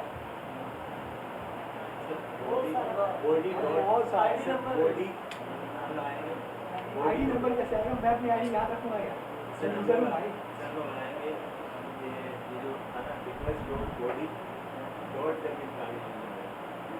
वो तो उसका तो मसला ही नहीं है, वो तो आ रहा है। मैं कह रहा हूँ इसमें से डेटा कैसे निकालोगे? इसको एक्सेस करना है ना, इसको एक्सेस करने का मसला नहीं है, इसमें सारे यूजर नेम्स को देखना है, वो हर एक एलिमेंट पे जाए। देखें, हाँ अब समझो, आपके पास एक डिक्शनरी में देता हूँ, एक डिक्शनरी देता हूँ, ऑक्सफोर्ड की इतनी मोटी सी डिक्शनरी होती है। मैं कहता हूँ कि भाई इसमें से स्टीथोस्कोप एक वर्ड है, मुझे स्टीथोस्कोप की डेफिनेशन निकाल दो।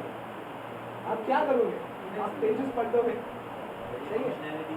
हाँ ये वाला पेजेस पढ़ दोगे। आप पहले जाओगे एस पे आप ढूंढोगे स्टीथोस्कोप, आपको स्टीथोस्कोप मिलेगा, बोलो ऐसा नहीं है।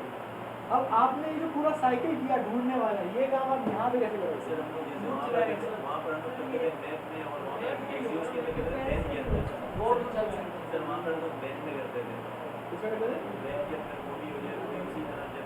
नहीं ये उधर होता ही नहीं सर,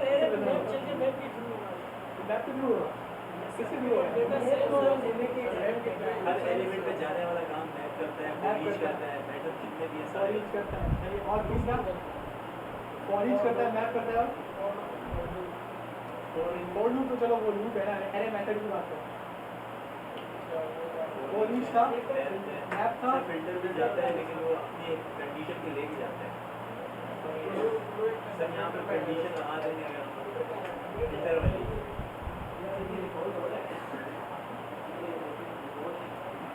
आवाज़ कह रहे हैं ना, आई थिंक थोड़ी बहुत होती है। याद आ गया, फाइंड से भी करता था, तो फाइंड वाला और फिल्टर वाला। इंडेक्स ऑफ सुना है कभी? Index of, yes sir. अच्छा, वैसे उससे नहीं होगा, उससे नहीं होगा भाई। देखो, मैप, फॉर ईच, फिल्टर और फॉर लूप, ये चार जो टेक्निक्स है ना, फॉर ईच, मैप, फिल्टर और फोर लूप। इन चारों में से किसी एक टेक्निक से ये हो जाएगा। सही है। मज़े की बात ये है कि ये भी हो सकता है कि यहाँ तो चारों से भी हो सकता है या इन चारों में से किसी एक से भी हो सकता है। अब आपको पहले तो इसका जवाब ढूंढना है कि भाई किसी एक से कर लो, किसी एक से कर लो। जब किसी एक से हो जाए तो ये चीज़ सोचने की कोशिश करना कि क्या ये चारों से भी मुमकिन थी। 4E से पक्का है। चलें इसको आप देखिएगा, क्योंकि ये काम 2 दफ़ा होगा। पहले आपने क्या चीज़ चेक करनी है, फिर आपने क्या चीज़ चेक करनी है। अब इस पर भी लॉजिक है। अब कुछ बच्चे इस पर ड्यूअल लूप लगाएंगे, 2 बार लूप लगाएंगे। मैं आपको अभी से बता देता हूँ। सही है। अब पहले वाले लूप लगाएंगे, वो आपकी जो आपकी कॉम्प्लेक्सिटी हो गई, हाँ उसकी आपके कोड की कॉम्प्लेक्सिटी हो गई 2, क्योंकि आपने कितनी बार लूप लगाया, 2। पहली दफ़ा आपने लूप लगाया किसको ढूंढने के लिए, फिर आपने लूप लगाया किसको, पासवर्ड को ढूंढने के लिए। लेकिन कोई एक चीता बीच में से आएगा, वो बोलेगा कि नहीं दूसरे की ज़रूरत ही नहीं थी। सही है। तो जो मैंने कहा उसको गौर से सोचिएगा और कल इंशाल्लाह आपसे मुलाकात होगी। किस चीज़ की कीवर्ड?